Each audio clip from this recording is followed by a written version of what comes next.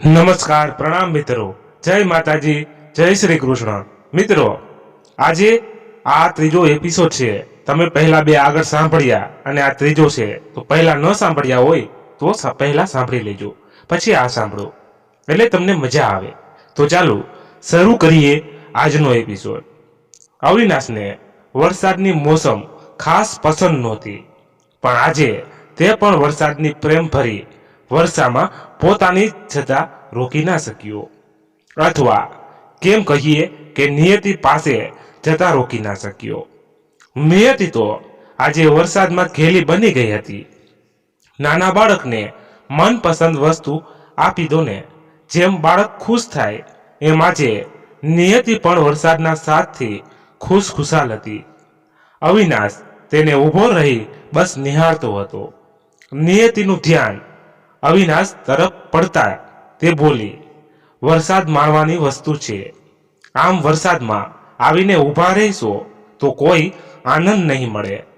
નિયતિની વાત પર અવિનાશ સહેજ મલકાયો અને બોલ્યો, અચ્છા, તો મારે વરસાદનો આનંદ માણવા શું કરવું જોશે? તો આવો મારી સાથે. નિયતિએ અવિનાશ તરફ હાથ લંબાવ્યો. અવિનાશે નિયતિના હાથમાં પોતાનો હાથ આપ્યો. જાણે પોતાનું હૃદય આપ્યું હોય એ રીતે તે મનોમન ખુશ થતો હતો. નિયતિ અવિનાશનો હાથ પકડી ગાડીથી થોડે દૂર લઈ ગઈ અને પોતાના બંને હાથ ફેલાવી વરસાદની પ્રેમભરી વર્ષાને પોતામાં સમેટવા લાગી. તેણે અવિનાશ તરફ જોતા કહ્યું, વરસાદ તો મનથી માણવાનો હોય. તેના એક એક બિંદુનો શરીર પર થતો સ્પર્શ અનુભવ કરવાનો હોય છે. વરસાદના રૂપે વરસી લહેર વાદળીનો પ્રેમ હાથ ફેલાવી સમેટવાનો હોય છે. નિયતિના શબ્દો અવિનાશના કાને પડ્યા ન પડ્યા, પણ તેનું ધ્યાન નિયતિના ચહેરા પરથી હટતું નહોતું. નિયતિ હસતા હસતા બોલી, ઓહ સોરી, થોડુંક વધુ બોલાઈ ગયું નહીં, પણ મને એ ખબર નથી પડતી કે તમને વરસાદમાં ન ગમવા જેવું શું છે. નિયતિ આગળ કંઈ બોલે એ પહેલા જ અવિનાશ છીક્યો. નિયતિ તરફ જોતા તે હસતા હસતા બોલ્યો, આ વસ્તુ નાપસંદ છે મને, જે વરસાદના લીધે મને થાય છે. નિયતિના ચહેરા પર ચિંતાના આછા ભાવ દેખાઈ આવ્યા. તમે પહેલા કેમ ન કીધું, અને હજુ તમે ભીંજાવો છો. ચાલો અને ગાડીમાં બેસો, નહીતર વધુ બીમાર પડશો. અવિનાશના મનમાં નિયતિ માટેની લાગણી તેના કાળજી ભર્યા સ્વભાવથી વધુ ગાઢ બની ગઈ. આજે તેની માતા પછી પહેલીવાર કોઈ તેના માટે આટલું વિચારતું હતું, તેની આટલી કાળજી લેતું હતું. નિયતિએ ગાડીમાં પડેલો નેપકિન અવિનાશને આપતા કહ્યું, પહેલા તો આનાથી માથું લૂસી નાખો, નહીતર શરદી જામી જશે. અવિનાશે પોતાનું માથું લૂસ્યું અને હસી પડ્યો. તેને એકાએક હસતા જોઈ નિયતિએ પૂછ્યું, કેમ હસો છો વળી? મેં કંઈ જોક્સ કર્યો? અવિનાશે હસતા હસતા કહ્યું, ના ના, એ તો આજે પહેલીવાર કોઈ ડોક્ટરને કોઈ વ્યક્તિ સલાહ આપે છે ને, ડોક્ટર માને છે પણ ખરો. કહેતા તે ખડખડાટ હસી પડ્યો. હવે ગાડી ચલાવશો કે પછી વરસાદ અટકે ત્યાં સુધી તેને સથવારો?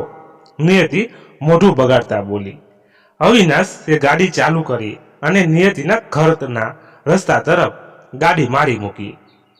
નિયતિ આજે ખુલ્લા મનથી અવિનાશ સાથે હસતી બોલતી હતી.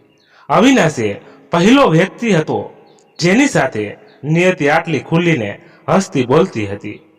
અવિનાશનો સાથ તેને ગમતો હતો.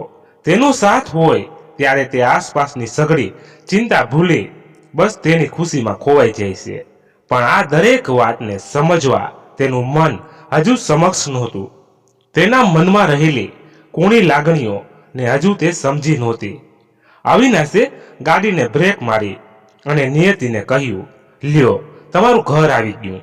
નિયતિ ગાડીમાંથી બહાર આવી અને તેણે અવિનાશને કહ્યું, વરસાદ વધુ છે, તમે આજ અહીં જ રોકાઈ જાઓ. વરસાદ ધીરો પડે ત્યારે નીકળી જજો. અવિનાશ નિયતિને સામી જોઈ રહ્યો અને તેની વાત પર વિચારી રહ્યો હતો. એટલામાં નિયતિ ફરી બોલી, શું વિચારે લાગ્યા? સાચું કહું છું, જો વરસાદ હજુ વધશે તો તમને આગળ મુશ્કેલી થશે. નિયતિની વાત તો સાચી છે. હજુ મને ઘરે પહોંચતા કલાક થઈ જશે ને વરસાદ વધ્યો તો પછી ક્યારેય પહોંચીશ એ કહી ન શકાય. એટલે નિયતિનું માની આજ રાત અહીં જ રોકાઈ જાઉં. યોગ્ય રહેશે, અવિનાશ મનોમન બોલી રહ્યો. અવિનાશે ફક્ત આમાં માથું હલાવ્યું અને નિયતિ સાથે તેના ઘરમાં ગયો. નિયતિએ તેને પોતાના રૂમમાં જ આરામ કરવા કહ્યું. તેણે અવિનાશને ટુવાલ આપતા કહ્યું, તમે ફ્રેશ થઈ જાઓ અને કપડાં ચેન્જ કરી લો. ત્યાં સુધીમાં હું ચા બનાવી લાવું. નિયતિ ચા લઈને આવી.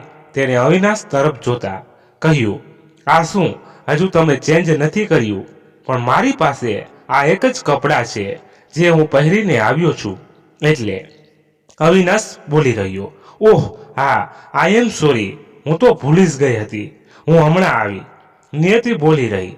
નિયતિ થોડી વાર રહી સાથે અવિનાશ માટે કપડાં લઈ આવી. અવિનાશ તરફ એ કપડાં લંબાવ્યા ને બોલી, આ અભયના કપડાં છે, તમારા કપડાં સુકાય ત્યાં સુધી આ જ કપડાં પહેરી લો. અવિનાશે નિયતિ પાસેથી કપડાં લઈ અને તેને થેન્ક યુ કહી બેડરૂમમાં જતો રહ્યો. નિયતિ બહાર તેની ચા સાથે રાહ જોતી હતી. અવિનાશ બહાર આવ્યો. તેના બહાર આવતાની સાથે જ નિયતિએ ચાનો કપ તેની સામે ધર્યો. અવિનાશ ચાનો કપ લઈ નિયતિની સામે બેઠો. ચા પીતા અવિનાશે કહ્યું, વાહ, ચા ખૂબ સરસ છે. જવાબમાં નિયતિ કશું ન બોલી, માત્ર એક સ્મિત આપ્યું. બંને બેસી વાતો કરતા હતા ત્યાં જ લાઇટ ગઈ. નિયતિએ બહાર જોયું, ત્યાં બધાને લાઇટ હતી. તે અંદર આવી અને બોલી, બીજા બધાને લાઇટ છે, લાગે છે આપણે જ કંઈક વાંધો થયો હશે. નિયતિએ અવિનાશને સંકોચ થાય પૂછ્યું, શું તમે મારી મદદ કરશો? અવિનાશે ચાનો કપ મૂકતા કહ્યું, હા ચોક્કસ, બોલો ને, શું મદદ જોઈએ છે? હું મેન બોક્સ ચેક કરું છું, ત્યાં સુધી તમે આ ટોર્ચ પકડી રાખજો. નિયતિ ફરી સંકોચથી પૂછ્યું. અવિનાશે સહજતાથી જવાબ આપ્યો, હા, કેમ નહીં. નિયતિ અને અવિનાશ લાઇટના મેન બોક્સ પાસે ગયા. અવિનાશ નિયતિને પૂછી રહ્યો, તમને આવડે છે આ બધું?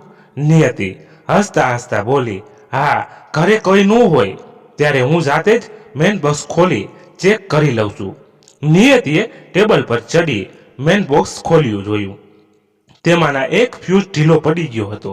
નિયતિએ તે ફ્યુઝને બહાર કાઢી અને ફરીથી અંદર વ્યવસ્થિત બેસાડ્યું અને લાઇટ આવી ગઈ. વાહ, ઇલેક્ટ્રિકનું કામ પણ જાણો છો? અવિનાશ બોલી રહ્યો અને બંને એક સાથે હસી પડ્યા. નિયતિએ મેન બોક્સ બંધ કર્યું અને ટેબલ પરથી નીચે ઉતરવા ગઈ અને તેનો પગ ધાર પરથી ખસી જતા તે ટેબલ પરથી તેના પગ ડગવા લાગ્યા. અવિનાશ કંઈ ન વિચારતા ટોચને બાજુએ મૂકી અને નિયતિને ટેબલ પરથી પડતા તેને પોતાના બાથમાં જકડી લીધી. આજે નિયતિની આંખો પડવાની બીકે બંધ ન થઈ, કારણ કે એના મનના ખૂણે તેને વિશ્વાસ હતો કે અવિનાશ તેને પડવા નહીં દે. અવિનાશે નિયતિને ટેબલ પરથી પડતા બચાવી લીધી અને એકાએક તે પૂછી રહ્યો, તમે ઠીક છો ને? નિયતિએ પોતાના વાળ સરખા કરતા કહ્યું, હા, હું ઠીક છું એન્ડ થેન્ક યુ. અવિનાશે મલકાતા કહ્યું, એમાં થેન્ક યુ શેનું? મારી સામે કોઈ વ્યક્તિ પડતું હોય તો તેને બચાવી એ તો મારી ફરજ છે. નિયતિ અને અવિનાશ રૂમમાં આવ્યા. ત્યાં બહાર ગાર્ડન તરફ નજર કરતા અવિનાશ બોલ્યો, તમને પણ ગાર્ડનમાં બેસવાનો શોખ લાગે છે? હા, ખૂબ જ શોખ છે, અને એમાં પણ મનગમતો સાથ હોય તો વાત જ જવા દો. નિયતિ ખુશ થતા મનની વાત બોલી રહી. અવિનાશ તેના શબ્દોને બરોબર પકડ્યા અને તે નિયતિની મસ્તી કરતા બોલ્યો, અચ્છા, તો કોનો સાથ તમને ગમે છે? નિયતિએ અવિનાશ તરફ જોતા કહ્યું, અરે, હમણાં તો કીધું મનગમતાનો સાથ, અને તે હસી પડી. અવિનાશ પણ હસી પડ્યો. ખરા છો તમે પણ. અવિનાશે નિયતિને આ રીતે પહેલી વાર ખુલીને હસતા બોલતા જોઈ હતી. નિયતિના ચહેરા પર સ્મિત તેના માટે સુકૂન ભર્યું હતું. શું જુઓ છો આમ તાકી તાકીને? અવિનાશ આમ તેમ નજર કરતા બોલ્યો, કંઈ નહીં, પણ એક સવાલ હતો મનમાં, તમે કહો તો પૂછી લો. નિયતિ ઘડીક પર તેની સામે જોઈ રહી અને હસતા હસતા કહ્યું, હા ચોક્કસ પૂછો. અવિનાશે તરત વાત માંડી, તમને પહેલી વાર આ રીતે ખુલ્લા દિલથી હસતા બોલતા જોઉં છું, એકદમ ખુશ મિજાજ વ્યક્તિત્વ સાથે પહેલી વાર તમને જોયા. દરેક વાતને આનંદથી જીવવાની ખરેખર તમારું જ આ સૌ વ્યક્તિત્વ ક્યાંય ને ક્યાંય તમને પૂર્ણ કરે છે. અવિનાશની વાત સાંભળી તેના ચહેરા પર આંસુ સ્મિત સર્જાયું. હા, અને તમે જે સ્વભાવની વાત કરો છો એ જ મારો સ્વભાવ છે, જે કેટલાય સમયથી છૂટી ગયો હતો. મારા મમ્મી તો મને ખુશ મિજાજ ઢીંગલી કહીને જ બોલાવતા, કહેતા. નિયતિની આંખો ભીની થઈ ગઈ. અવિનાશ નિયતિના મનનું દરેક દુઃખ દૂર કરવા માંગતો હતો. તેને તે દુઃખ ભૂલાવી દે એટલી ખુશીઓ તેના જીવનમાં આપવા માંગતો હતો. નિયતિના આંખોમાંથી પડતા આંસુ તેના મનને વિચલિત કરી મૂકતા હતા. અવિનાશે નિયતિના ભારી મનને હળવું કરવા તેના હાથ પર હાથ મૂક્યો અને આંખના પલકારા સહેજ નમાવી તેને અંતર મનને હામ આપી. અવિનાશ તેના મનની દશાથી વાફેક હતો. તેના માતાની વાત કરતી વખતે તેની આંખોમાંથી સતત આંસુઓની ધાર વહેતી હતી. તેની માતા પ્રત્યેનો પ્રેમ આંસુઓમાં છલી પડતો. નિયતિએ તેની માતા સાથેની કેટલીક યાદો અવિનાશને કહી અને અવિનાશ ધ્યાનથી તેને સાંભળતો રહ્યો. હું ખુદને ભાગ્યશાળી માનતી કે મને પ્રેમ કરનાર મારા મમ્મી પપ્પા છે અને કદાચ મારી જ નજર લાગી ગઈ કે હું તે દિવસથી આજ સુધી માતાના પ્રેમ માટે તરસું છું, કહેતા નિયતિએ અવિનાશના ખંભા પર માથું ઢાળી દીધું. અવિનાશ એ તેને હૂંફની બાથ પીધી. અવિનાશે આજે નિયતિને રડતા અટકાવી નહીં. કહેવાય ને કે જેના મનમાં જેટલું દુઃખ હોય એને મનમાં જ દબાવી ના રખાય, પણ નિયતિએ તો આજ સુધી દરેક દુઃખોને પોતાના મનમાં જ સમેટી રાખ્યા હતા. તેને સાંભળનાર, તેને સમજાવનાર કોઈ હતું જ નહીં, પણ અવિનાશને તે પોતાના મનની વાત કહી શકતી. તેના આંસુઓનો પાર ઝીલવા માટે અવિનાશનો ખંભો તેની પાસે હતો. નિયતિએ પોતાના આંસુ લૂછ્યા અને બહાર ગાર્ડન તરફ નજર કરી. વરસાદ ધીરો પડ્યો હતો. તેણે અવિનાશને કહ્યું, તમારે જવું હોય તો જઈ શકો છો, વરસાદ ધીરો પડી ગયો છે. હવે વરસાદ વધે એ પહેલા તમારા ઘરે પહોંચી જશો તો તમારા ઘરનાને પણ હાશકારો થશે. અવિનાશે સહેજ માથું હલાવ્યું અને તે પોતાના કપડાં ચેન્જ કરી ગાડીની ચાવી લઈ બહાર જતો હતો. તેણે વળીને નીતિને કહ્યું, બહાર સુધી મૂકવા આવશો તો મને વધુ ગમશે. નિયતિ હસી પડી, હા ચોક્કસ. નિયતિ અવિનાશને મૂકવા બહાર દરવાજા સુધી ગઈ. અવિનાશની ગાડી દરવાજાથી થોડેક દૂર ઊભી રાખી હતી. નિયતિનું ધ્યાન ત્યાં જ સામે ઊભેલી બીજી ગાડી તરફ ગયું. તે ગાડીની અંદર એક છોકરી બેઠી હતી જે સતત અવિનાશ તરફ જોતી હતી. નિયતિએ હસતા હસતા અવિનાશને કહ્યું, શું વાત છે, તમને જોવા માટે છોકરીઓ ગાડી લઈને આવે છે. અવિનાશ સમજ્યો નહીં અને તે આશ્ચર્યથી નિયતિ તરફ જોઈ રહ્યો. નિયતિએ પેલી ગાડી તરફ ઈશારો કર્યો. અવિનાશે ગાડી તરફ વળીને જોયું. ગાડી જોઈ તેને કોઈ ખ્યાલ ન આવ્યો. તે ગાડીમાં બેઠેલી છોકરીને જોતા ચહેરો સહેજ જાણીતો લાગ્યો, પણ વરસાદના આછા આછા સાટા ગાડીના કાચ પર પડતા હતા, તેથી ચહેરો સ્પષ્ટ દેખાયો નહીં.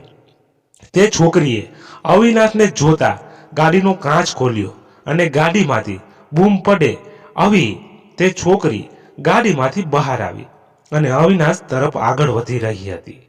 વરસાદના ઝીણા ઝીણા છાંટા વચ્ચે તેનું રૂપ આકર્ષિત હતું. ગોરો ચહેરો, ખંભા પરથી સહેજ લાંબા સરખા છૂટા વાળ, હોઠ પરની લાલ લિપસ્ટિક, લાલ કલરનું ક્રોપ ટોપ અને બ્લેક જીન્સ અને તેના રૂપને શોભતો ચહેરો પર અનોખો અંદાજ.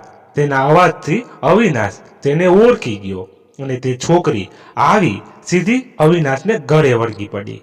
અવિનાશ પણ તેને જોઈ ખુશ હતો. કાવ્યા, તું અહીં અચાનક? અવિનાશ ખુશીથી બોલી રહ્યો.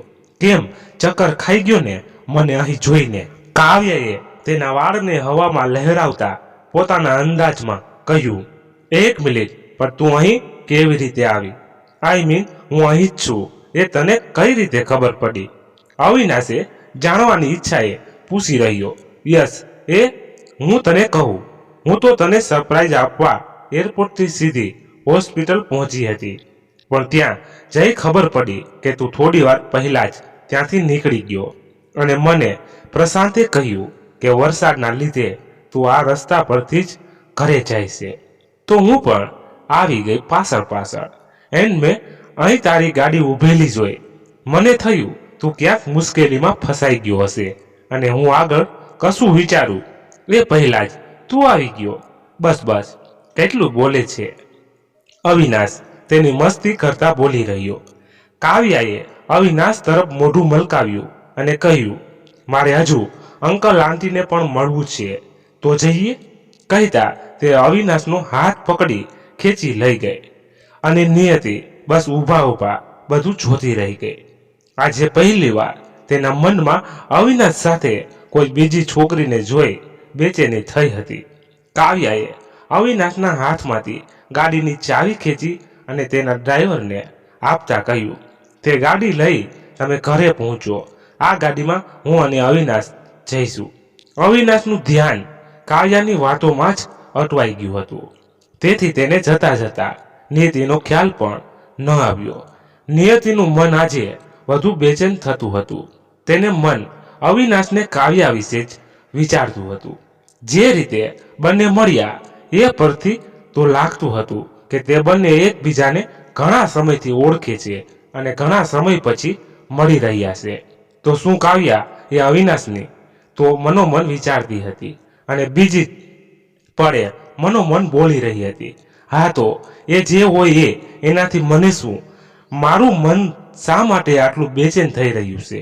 અવિનાશની પોતાની જિંદગી છે અને તેની સાથે કોઈ પણ છોકરી હોય એનાથી મને શા માટે ફરક પડે? નિયતિ તેનું ધ્યાન બીજા કામોમાં લગાડવા ઈચ્છતી હતી. તેને સામે પડેલી એક બુક ઉઠાવી અને ખુરશી પર બેઠી તે બુક વાંચવા લાગી. તે માત્ર શબ્દો વાંચતી હતી, પણ તેના મનમાં હજુ એ અવિનાશ અને કાવ્યા જ ઘૂમતા હતા. તેણે બુકને બંધ કરી બેડ પર મૂકી. અવિનાશે જતા એકવાર એ મારી સામે ન જોયું. તે મનોમન ગુસ્સોથી બોલી રહી. પોતાના હાથથી બેડ પર પાથરેલી ચાદરને મરોડી નાખી. તેના મનનો ગુસ્સો ચાદર પર ઠાલવતી હતી. કાવ્યાની આવવાની એવી કેવી ખુશી હતી કે મને વળીને બાય પણ ન કીધું. કાવ્યા તેની મિત્ર છે તો શું? નિયતિના શબ્દો આગળ વાક્યને પૂરું ના કરી શક્યા, કારણ કે તે ખુદ પણ અજાણ હતી કે તે અવિનાશ સાથે લાગણીઓથી જોડાઈ ગઈ હતી અને તેનો ખ્યાલ તેને અવિનાશ અને કાવ્યાને સાથે જોતા થયો. તેની બેચેની અને અવિનાશ તરફની લાગણીઓ તેને વારે એક સંકેત આપતા હતા જે તે સમજી નહોતી શકતી. નિયતિ બેડ પર સૂવા માટે આડી પડી, પણ તેની ઊંઘ તો અવિનાશ સાથે જતી રહી હતી. તે સૂવાનો પ્રયાસ કરતી હતી, આમ તેમ પડખા ફરતી હતી. ત્યારે જ તેને કાને ઝીણો અવાજ સંભળાયો. તેને ધ્યાનથી સાંભળ્યું પણ કંઈ સંભળાયું નહીં. એટલે તેને થયું કે તેનો વહેમ છે અને થોડી વાર રહી બહારથી ધબ દઈને અવાજ આવ્યો. તે બહાર આવી ત્યાં લિવિંગ રૂમમાં તો કોઈ નહોતું. તે પારુલના રૂમ તરફ આગળ વધી. તેના રૂમની લાઈટો ચાલુ હતી. તેણે હળવેથી દરવાજો ખોલ્યો. પારુલ એક બેગમાં પોતાની જરૂરી કપડાં ભરતી હતી અને કોઈની સાથે ફોનમાં વાત કરતી હતી. તેણે બેગ ઉપાડી અને ઉતાવળે બહાર આવી. નિયતિની પાસે વિચારવાનો સમય નહોતો, એટલે તેણે પોતાના પર્સ લીધું અને પારુલની પાછળ જવા લાગી. પારુલ અજાણી હતી શહેરમાં, પણ તેને બસ સ્ટોપ શોધવાની મહેનત નથી કરવી પડી. પારુલે બસ સ્ટોપ પર ઘડીક વાર રાહ જોઈ અને એક બસમાં બેસી ગઈ. તે બસની નિયતિના ગામ તરફ જતી હતી. નિયતિએ પૂછપરછ કરીને તેને જાણ થઈ કે ત્યાંથી હજુ એક બસ જવાની છે જે થોડી વારમાં જ આવશે. નિયતિ પાસે રાહ જોવા સિવાય કોઈ બીજો રસ્તો નહોતો. બસ આવીને નિયતિ બસમાં બેસી ગઈ. બસ સહેજ આગળ પહોંચી ત્યારે નિયતિને થયું કે તે અભયને આ વિશે જણાવી દે. તેને પોતાના પર્સમાં તે ફોન શોધ્યો, પણ તે તેનો ફોન ઘરે જ મૂકી આવી હતી અને ઉતાવળે તેને ખ્યાલ ન રહ્યો. બીજી તરફ અવિનાશ અને કાવ્યા ઘરે પહોંચ્યા. કાવ્યાને જોઈ અવિનાશના માતા પિતા પણ ઘણા ખુશ થઈ ગયા. કાવ્યા અવિનાશની સાથે જ મોટી થઈ હતી. કાવ્યાના માતા પિતા તેના નાનપણમાં જ એક અકસ્માતમાં ભગવાનને વહાલા થઈ ગયા હતા અને તે પછી અવિનાશના પિતાએ જ તેની સંભાળ રાખી હતી. તેની દરેક જરૂરિયાતનું ધ્યાન રાખ્યું હતું. કાવ્યા પહેલાથી જ અવિનાશને પસંદ કરતી હતી, પણ અવિનાશના મનમાં એકમાત્ર તેની સારી મિત્ર જ હતી. કાવ્યાને જોતા વીણાબેન તેને વહાલથી ભેટી પડ્યા. અવિનાશ તરફ જોતા વીણાબેને કહ્યું, અવી, આ કાવ્યા. અવિનાશે તેમની વાત વચ્ચે જ કહ્યું, ના મમ્મા, મને પણ ખબર નહોતી કે આ માથાનો દુખાવો આવી રહ્યો છે. કાવ્યાએ અવિનાશ તરફ મોઢું બગાડતા કહ્યું. આંટી, વીણાબેન એ પણ કાવ્યાનો પક્ષ લેતા અવિનાશનો કાન મરોડ્યો અને કહ્યું, ખબરદાર જો કાવ્યાને કંઈ કહ્યું છે તો. હા ભાઈ, હવે તો કાવ્યા આવી છે, અમને કોણ પૂછવાનું? અવિનાશ મસ્તી કરતા બોલી ગયો. અવિનાશ ફ્રેશ થવા માટે પોતાના રૂમમાં ગયો. તે ફ્રેશ થઈ બહાર આવ્યો ત્યારે કાવ્યા તેના બેડ પર બેઠી હતી. તેને જોતા તે બોલ્યો, ઓ હેલો, આ મારો બેડરૂમ છે, ઓકે? આમ કહ્યા વગર અંદર આવવાનો શું મતલબ છે?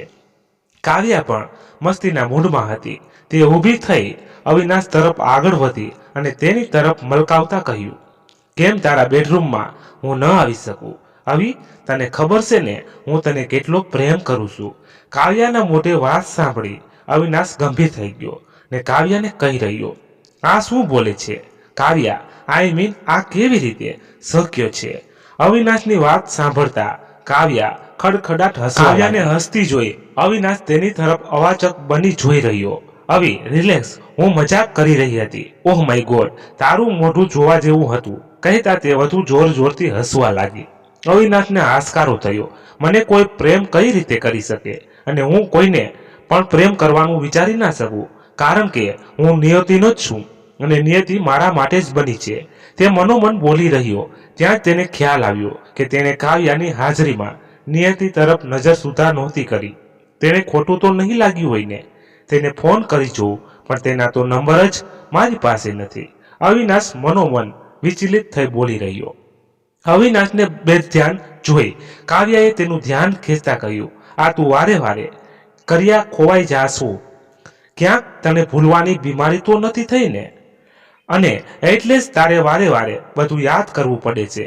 કાવ્યા તરફ જોતા અવિનાશે દાંત ભીડ્યા. અને તને તો હું આજે નહીં મૂકું. કાવ્યા ઊભી રહે કહેતા તે તેની પાછળ દોડ્યો. બંને દોડતા નીચે હોલમાં આવ્યા. તે બંનેને જોઈ વીણાબેન હસવા લાગ્યા. હજુ આ બંનેનું નાનપણ ગયું નથી.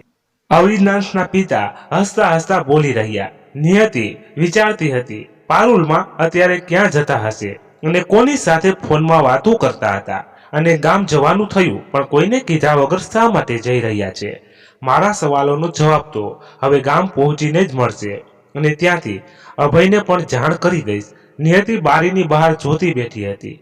પવનની લહેરકી તેને આજ ફીકી લાગી રહી હતી.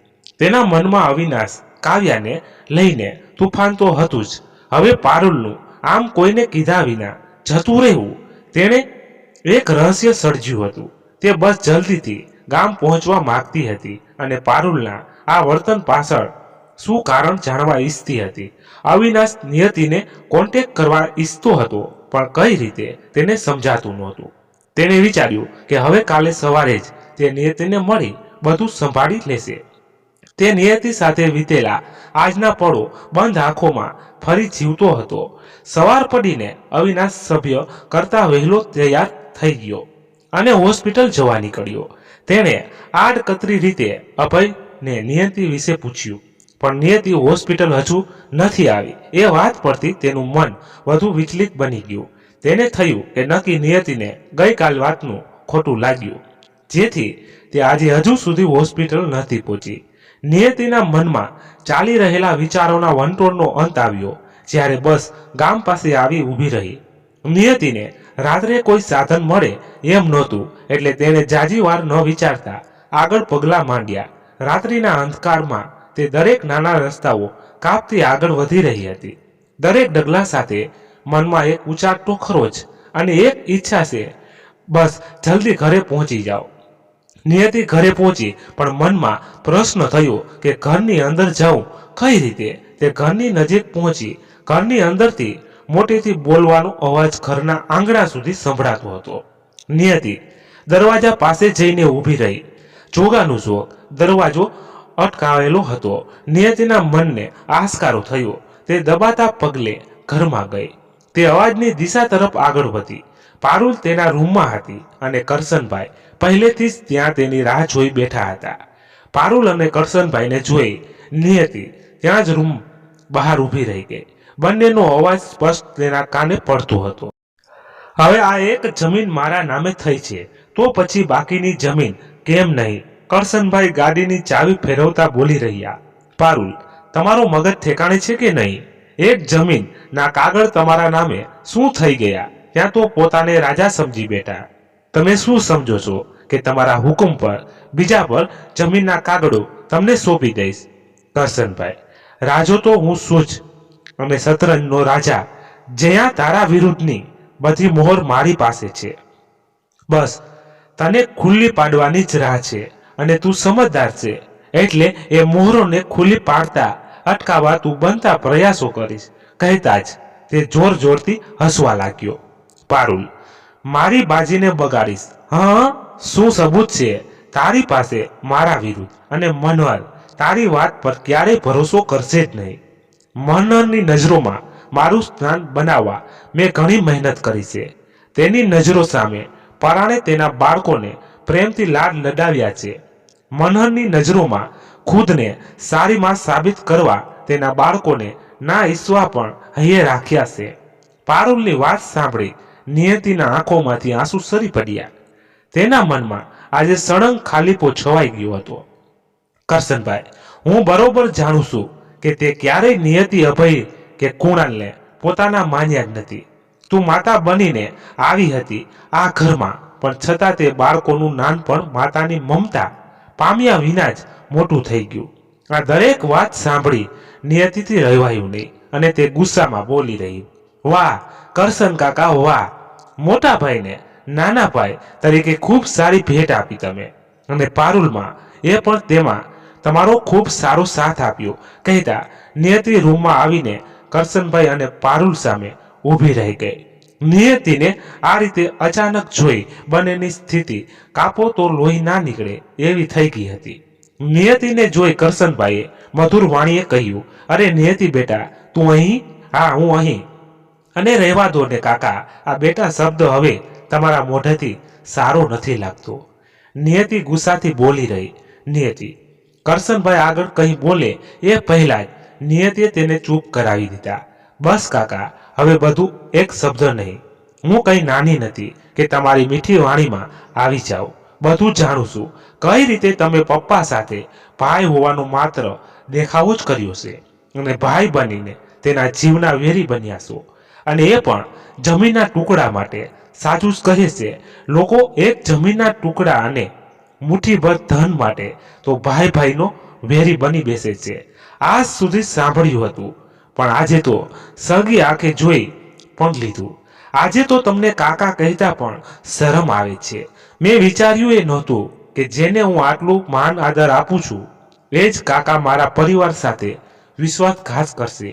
અને પારુલ માં, જેમણે તમને રોકવાની બદલે તમારા આમાં પૂરો સાથ આપ્યો, તેને અમે ભાઈ બહેન નથી ગમતા એ તો મને જાણ હતી, પણ પપ્પા કશું કહેવા જેવું નથી તમને, કારણ કે તમારી બંને પર કોઈ શબ્દોની અસર નહીં થાય. જેને સંબંધથી વિશેષ સંપત્તિ છે તેની આગળ આવા શબ્દોનું તો શું મોલ હશે? મને આશ્ચર્ય થાય છે કે હજુ આટલું સાંભળ્યા પછી પણ તમે મારી સાથે ઊભા છો. કરશન કાકા, હવે જો થોડી પણ શરમ બાકી હોય તો ચાલ્યા જાઓ અહીંયાથી, અને આજ પછી મારા પરિવાર સાથે તમારો કોઈ સંબંધ નથી. હું ઈચ્છું તો એ બધી વાતની જાણ પપ્પાને કરી શકું છું, પણ તમારા કારણે મારા પપ્પાની તબિયત વધુ બગડે હું એવું નથી ઈચ્છતી. બસ એટલા માટે ચૂપ છું, અને એનો અર્થ એ નથી કે મેં તમને માફ કરી દીધા. ચાલ્યા જાઓ અહીંથી. મારાથી વધુ કંઈ કહેવાય જાય એ પહેલા ચાલ્યા જાઓ. નિયતિના એક એક શબ્દો કરશનભાઈને મન કાચની અણીની જેમ ખૂંચતા હતા. તેમનું માથું શરમથી નમી ગયું હતું. નિયતિની સામે આંખો મેળવવાની તેમનામાં હિંમત નહોતી, અને તે કંઈ પણ કહ્યા વિના જ ત્યાંથી ભાઈ સાથે ના વિશ્વાસઘાત કર્યાનો ભાર હૃદયમાં લઈ જતા રહ્યા. નિયતિએ પારુલ તરફ ગુસ્સાથી જોતા કહ્યું, કરશન કાકાને તો હજુ કદાચ થોડી શરમ બાકી હતી એટલે ચાલ્યા ગયા, પણ તમે? નિયતિ કંઈ આગળ બોલે એ પહેલા જ પારુલે તેને હાથ દેખાડી ચૂપ કરી દીધી. તેને ઘણું કહી દીધું અને મેં સાંભળી લીધું, પણ હવે બસ, આગળ વધુ એક શબ્દ નહીં. પારુલ નિયતિને આંખો બતાવતા બોલી, શું હું નથી જાણતી કે તારી અને અવિનાશની વચ્ચે શું ચાલી રહ્યું છે? તું મને સંબંધોનો પાઠ શીખવવા આવી છે, પણ તું શું કરી રહી છે? પિતા હોસ્પિટલમાં બીમાર પડ્યા છે અને તું અવિનાશ સાથે તારું પ્રેમ પ્રકરણ રમી રહી છે. ના, આ ખોટું છે. પાયલની વાત સાંભળીને નિયતિ એકાએક બોલી પડી, જો આ બધું ખોટું હોય તો એક અજાણ્યો પુરુષ રાત્રે તારી સાથે શા માટે હતો?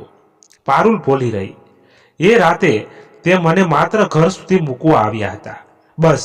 નિયતિ તૂટક શબ્દોએ બોલી, ઘર સુધી કે રૂમ સુધી? પારુલે કપટ હાસ્ય સાથે કહ્યું.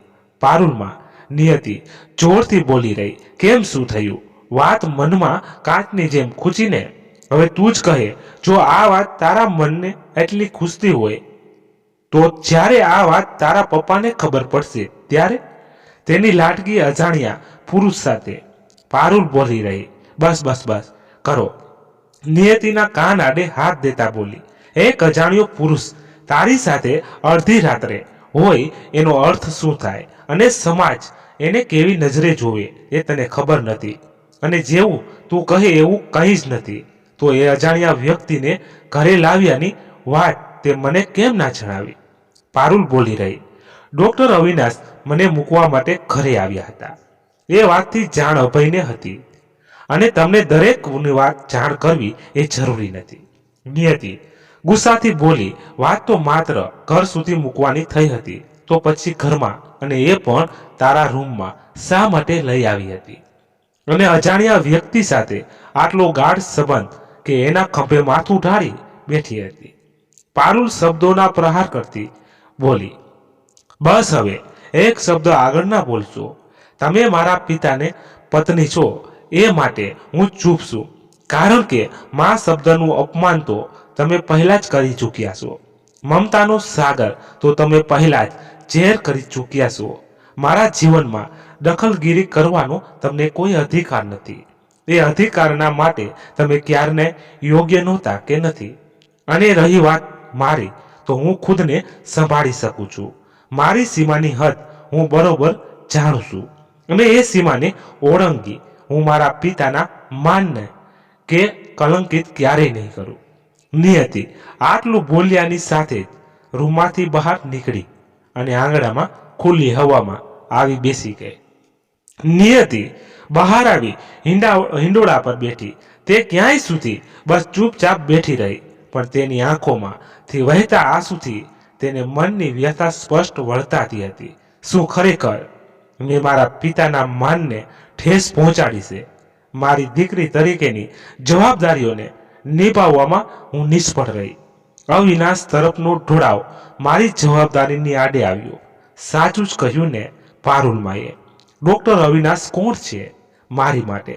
નિયતિના મનમાં અનેકો સવાલો રચતા હતા.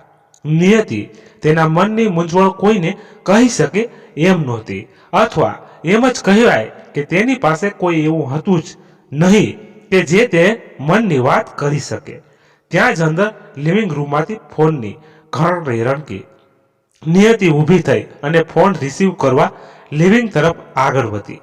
નિયતિએ ફોન રિસીવ કર્યો, પણ સામાંથી કોઈનો અવાજ ના આવ્યો.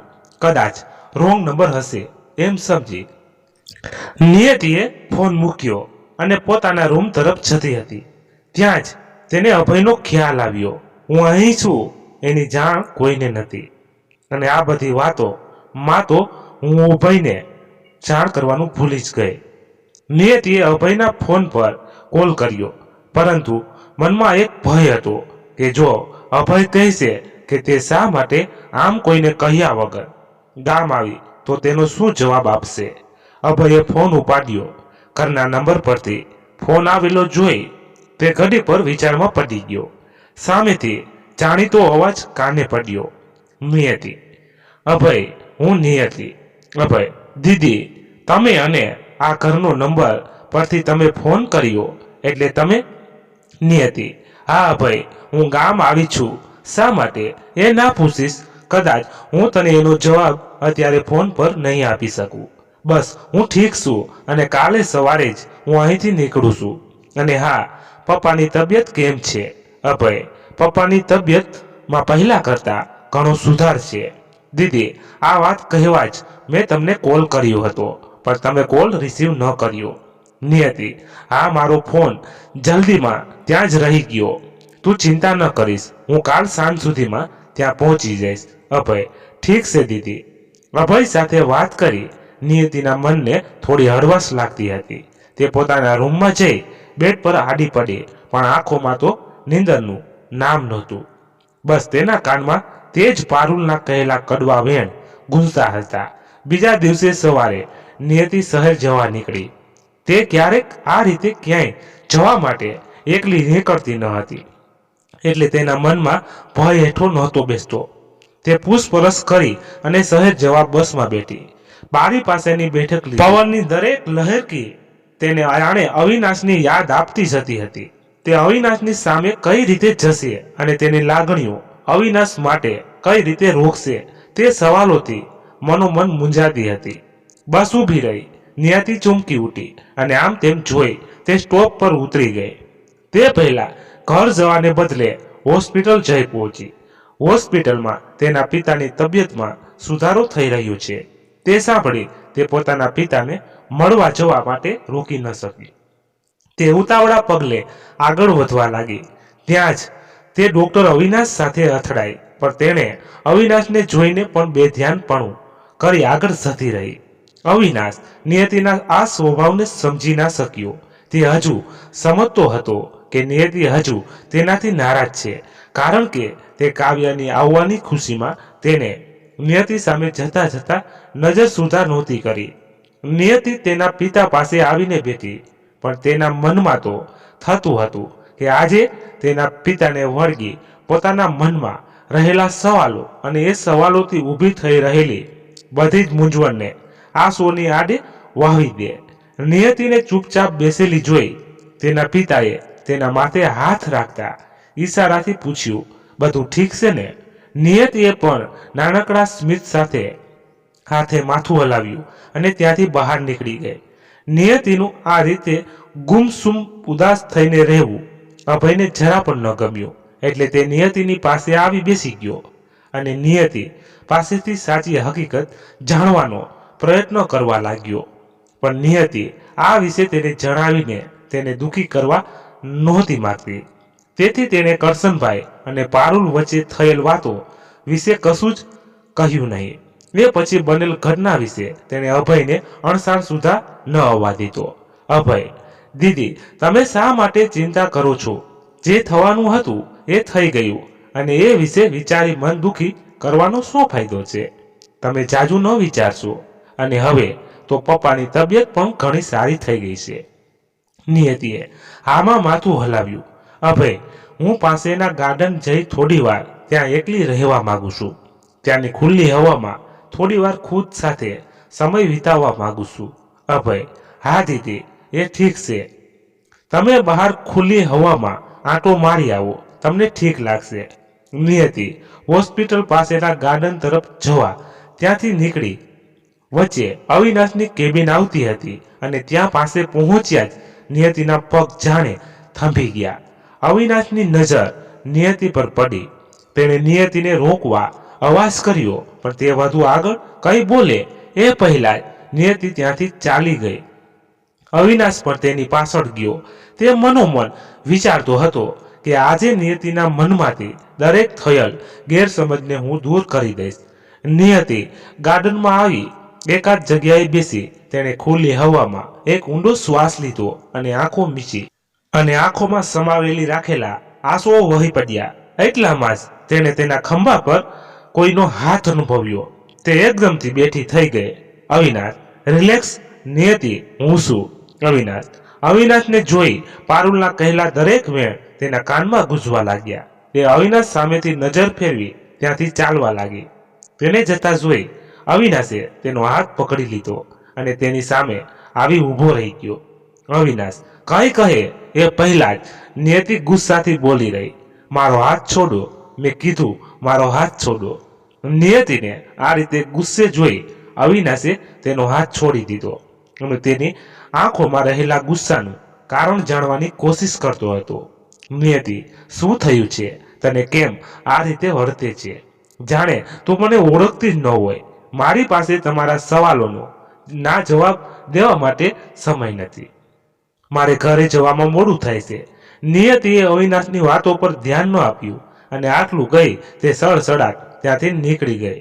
અવિનાશ માટે નિયતિનું આ વર્તન ઘણું અલગ હતું અને તે આ વર્તન પાછળ રહેલા કારણને જાણવા પર અઘીરો હતો.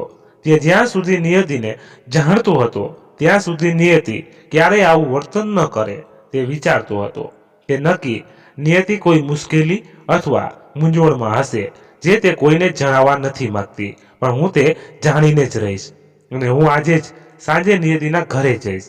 અવિનાશના વિચારોમાં નિયતિ સતત ફરતી હતી. તેનું મન કામમાં નહોતું લાગતું. તે બસ શાંત થવાની રાહ જોતો હતો. હજુ હમણાંની જ વાત છે કે હું નિયતિને ઓળખતો પણ નહોતો અને આજે એના વાત કરવાથી મને આટલો બધો ફરક પડે છે. એની સાથે વાત ન થાય તો મન બેચેન થઈ જાય છે અને આસપાસ બસ એનો જ ચહેરો દેખાયા કરે છે. થોડાક સમયમાં નિયતિ સાથે મારી લાગણીઓ જોડાઈ ગઈ છે. પણ શું નિયતિને આ બધું નહીં દેખાયું હોય કે પછી એ જોવા નથી માંગતી? ત્યાં જ ઘડિયાળમાં 6 વાગ્યાની ટકોર થઈ. અવિનાશે થોડોક પણ સમય બગાડ્યા વિના તરત કેબિનમાંથી બહાર નીકળી ગયો અને ગાડીમાં બેસી ગાડી નિયતિના ઘર તરફ મારી મૂકી. હોસ્પિટલથી નિયતિના ઘર વચ્ચે જાજુ અંતર નહોતું. અવિનાશ નિયતિના ઘર સામે ગાડી ઊભી રાખી ગાડીમાંથી બહાર આવ્યો અને નિયતિના ઘર તરફ પગલાં માંડ્યા. 2-3 ડગલા ભર્યા ને તે ઊભો રહી ગયો. નિયતિ ઘરે હશે. બની શકે તેના પરિવારના બીજા સભ્યો પણ ઘરે હોય અને જો એ પૂછશે કે હું અહીં શું કરું છું તો હું એમને શું જવાબ આપીશ? મનમાં મૂંઝવણ હતી પણ અવિનાશે તેને અવગણી. તેને મન તો જરૂરી હતું નિયતિ સાથે વાત કરી દરેક ગેરસમજ દૂર કરવી. તે આગળ વધ્યો અને દરવાજા પર ટકોર કરી. કોઈનો અવાજ ન આવતા તેણે ફરી ટકોર કરી. નિયતિએ આવીને દરવાજો ખોલ્યો.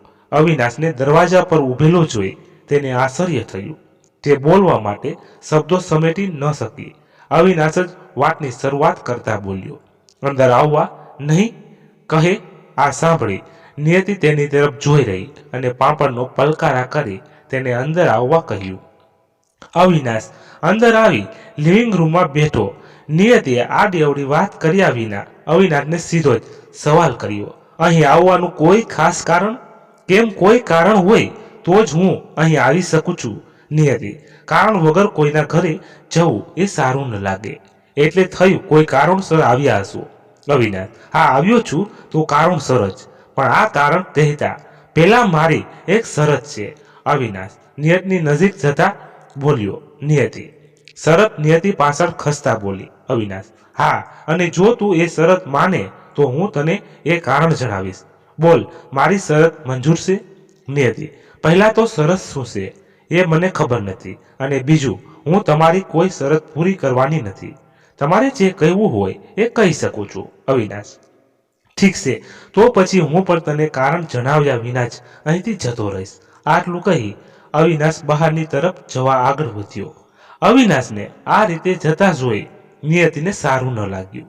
તે બહારથી ગમે તેટલી કઠોર પણ બને તેના મનમાં અવિનાશ માટે લાગણીઓ તો હતી જ અને એ જ લાગણીવશ તે અવિનાશને આ રીતે નિરાશ થઈ જતા ન જોઈ શકી.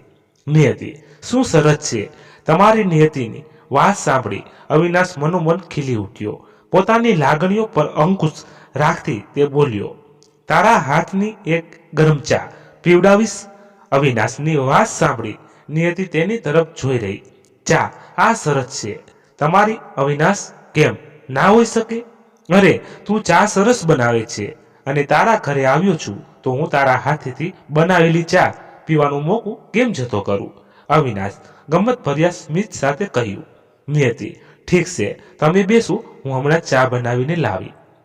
અવિનાશ હું શું કહું છું, પણ તમે ચા બનાવવામાં મદદ કરું? નિયતિ ના, કોઈ જરૂર નથી, હું જાતે જ બનાવી લઈશ. નિયતિ ચા બનાવવા માટે અંદર ગઈ. અવિનાશ ત્યાં જ બહાર ગાર્ડનમાં આંટા મારતો હતો. ત્યાં ટેબલ પર એક બુક પડી હતી, પ્રેમની દુનિયા. તેને થયું કદાચ નિયતિ વાંચતી હશે એટલે તે પણ બુક ખોલી વાંચવા લાગ્યો. અવિનાશ શું બકવાસ છે, મતલબ એકબીજાને પસંદ કરતા હોવા છતાં અંતમાં બંને છૂટા પડે છે. અવિનાશ મોટેથી બોલતો હતો. ત્યારે જ નિયતિ ચા લઈને આવી.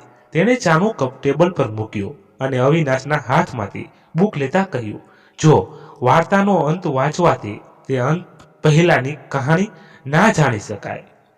અંતને સમજવા માટે આરામથી જોડાવું પડે છે, નહીતર અંત અર્થવિહીન જ લાગશે. અવિનાશ નિયતિની વાતને સાંભળતો રહ્યો.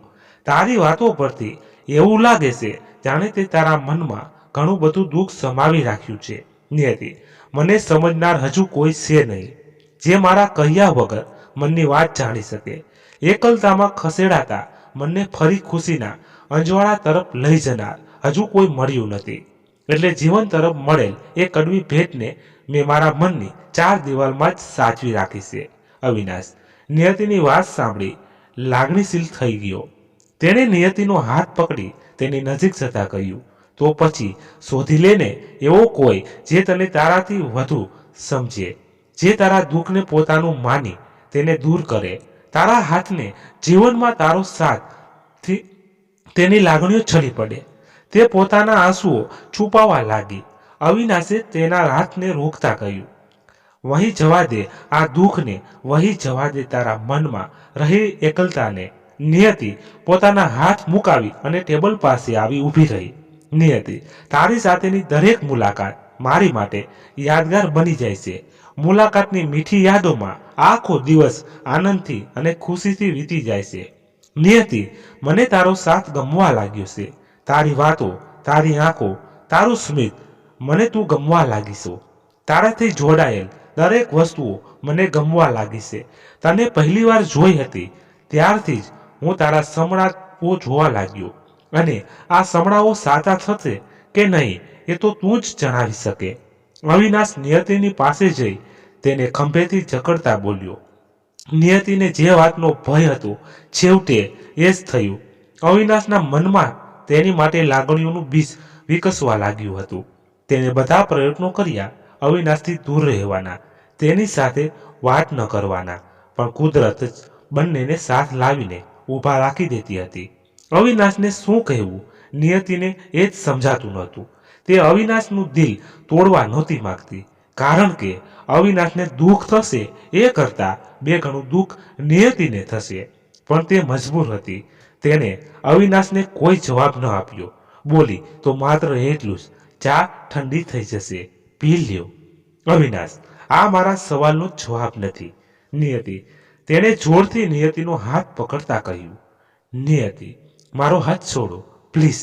અવિનાશ પહેલા મને મારો જવાબ આપ. નિયતિ શું તને મારા માટે કોઈ લાગણી નથી? નિયતિ એ અવિનાશની વાતનો કોઈ જવાબ ન આપ્યો. બસ તે ચૂપચાપ ઊભી રહી. તેની ચૂપીથી અવિનાશ વધારે અકળાયો. ઠીક છે, તારી આ ચૂપીમાં જ મને મારો જવાબ મળી ગયો. તેણે નિયતિનો હાથ મૂકતા કહ્યું અને ત્યાંથી જતો રહ્યો. નિયતિ ના કંઈ કહેવાથી પણ અવિનાશ ખુશ હતો, કારણ કે તે જાણતો હતો કે નિયતિ પણ તેને પસંદ કરે છે. તેણે નિયતિની આંખોમાં પોતાના માટેની લાગણીઓ વાંચી હતી. તે ઘરે પહોંચ્યો અને રોજ કરતા તે આજ વધુ ખુશ હતો. તેને ખુશ જોઈ તેના મમ્મી પણ ખુશ થઈ ગયા. વીણાબેન શું વાત છે, આજ મારો દીકરો ઘણો ખુશ છે. અવિનાશ હા મમ્મી, વાત જ એટલી ખુશીની છે. તમને ખબર પડશે તો તમે પણ ખુશીથી ઉછળી પડશો. વીણાબેન, તો આવી મને જલ્દીથી જણાવી દે, શું વાત છે? અવિનાશ, સાચે કહી દઉં, પણ હા, એક શરત, આ વાત હજુ તમે બીજા કોઈને ન કહેશો.